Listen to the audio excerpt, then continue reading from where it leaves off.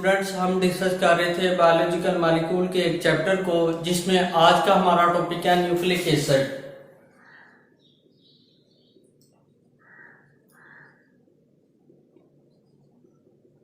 इस लेक्चर में हम न्यूक्लिक एसिड के जनरल इंट्रोडक्शन के बारे में बात करेंगे और न्यूक्लिक एसिड की टाइप, डीएनए और आरएनए में क्या डिफरेंस है उसका के बारे में डिस्कस करेंगे और न्यूक्लिक एसिड के कंपोनेंट्स कौन से हैं और न्यूक्लियोसाइड और न्यूक्लियोटाइड में डिफरेंस क्या है, इस सब के बारे में इस लेक्चर में हम डिस्कस करेंगे। तो सबसे पहले हम इंट्रोडक्शन पे आते हैं कि न्यूक्लिक एसिड को सबसे पहले 1869 में एफ मिशर एक साइंटिस्ट था, एफ मिशर, उसने फर्स्ट सेल के न्यूक्लियस से न्यूक्लिक एसिड को डिस्कवर किया और ये न्यूक्लिक एसिड न्यूक्लियस से डिस्कवर होने की वजह से इसे हम न्यूक्लिक और एसिडिक नेचर की वजह से इसे हम एसिड कहते हैं।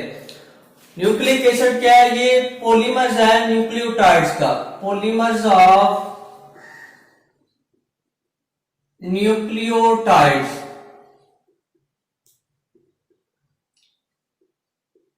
और ये न्यूक्लियोटाइड जो है ये टू टाइप्स के होते हैं, डीएनए और आरएनए। नेक्स्ट, न्यूक्लिक एसिड की लिविंग ऑर्गेनिज्म में लोकेशन क्या है उसके बारे में हम डिस्कस करते हैं। लोकेशन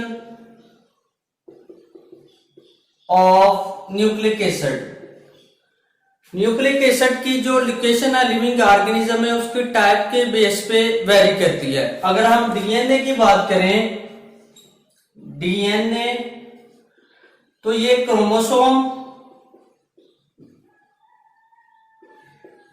न्यूक्लियाई, माइटोकॉन्ड्रिया और क्लोरोप्लास्ट में पाया जाता है। लेकिन अगर हम न्यूक्लिक एसिड की टाइप आरएनए की बात करें तो ये राइबोसोम्स,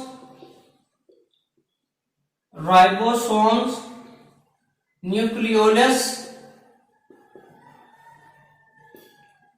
साइटोसोल और बॉडी के डिफरेंट पार्ट्स में ये आरएनए न्यूक्लिक एसिड की टाइप पाई जाती है। उसके बाद न्यूक्लिक एसिड के 3 मेजर कंपोनेंट्स हैं, जिसमें components of nucleic acid, nucleic acid के 3 मेजर कंपोनेंट्स हैं। इसमें सबसे पहले आता है पेंटोज शुगर,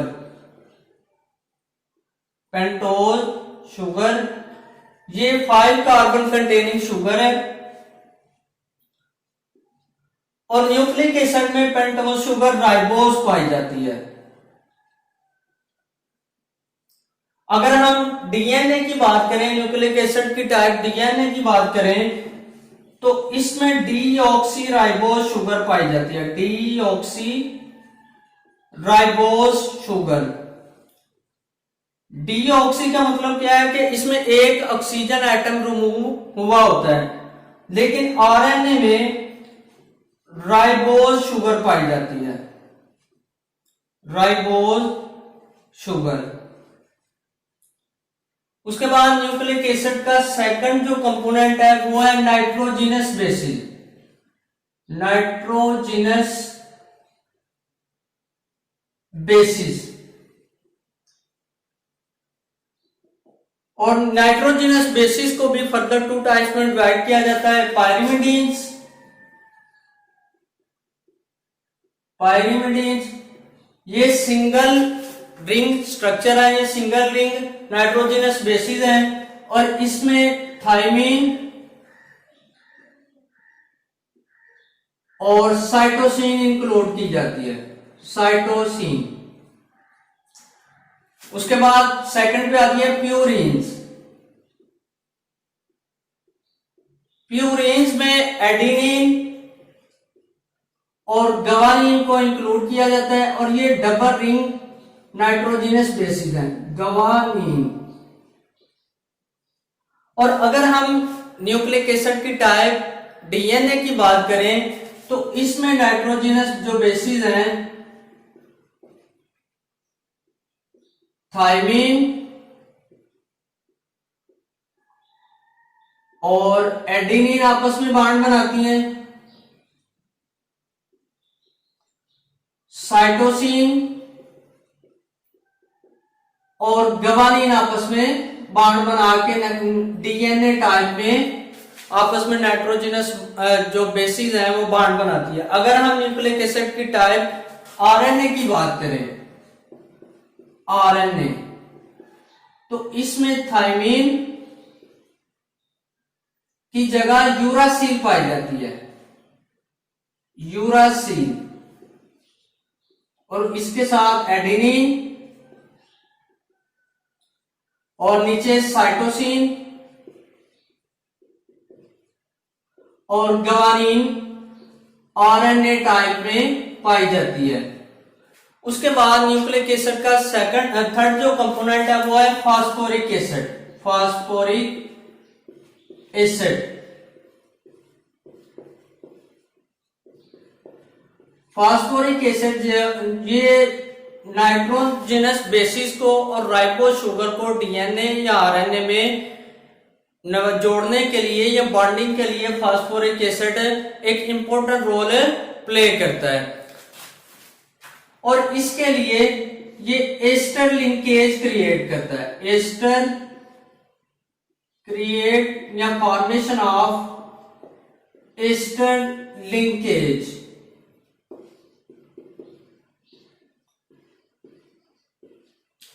और कुछ न्यूक्लिक एसिड की ऐसी टाइप है जिसमें सिर्फ दो ही कंपोनेंट पाए जाते हैं, नाइट्रोजनस बेसिस, नाइट्रोजनस बेसिस और पेंटोज शुगर, पेंटोज शुगर। और ऐसे न्यूक्लिक एसिड जिसमें सिर्फ दो ही कंपोनेंट पाए जाए उसे हम न्यूक्लियोसाइड्स कहते हैं, न्यूक्लियोसाइड। लेकिन न्यूक्लिक एसिड की ऐसी टाइप्स या ऐसे न्यूक्लियोटाइड्स जिसमें तीन ही कंपोनेंट्स पाए जाएं, सारे कंपोनेंट्स पाए जाएं, उन्हें हम न्यूक्लियोटाइड्स कहते हैं, nucleoside plus phosphoric acid, phosphoric acid जो कि न्यूक्लियोसाइड में एब्सेंट होता है। और अगर ये न्यूक्लियोसाइड प्लस फॉस्फोरिक एसिड मिल जाए तो इन्हें हम न्यूक्लियोटाइड्स बोलेंगे, न्यूक्लियोटाइड्स। और ये मिलके न्यूक्लियोटाइड जो है ये पॉलीमर्स चेंज बनाती हैं जिनकी मदद से न्यूक्लिक एसिड का स्ट्रक्चर बनता है। और ये क्या है, ये सेट ऑफ कैरेक्टरिस्टिक्स हैं जो कि एक जनरेशन से दूसरी जनरेशन में कैरेक्टरिस्टिक्स की ट्रांसफॉर्मेशन के लिए एक इंपॉर्टेंट रोल प्ले करते हैं। Thank you for this.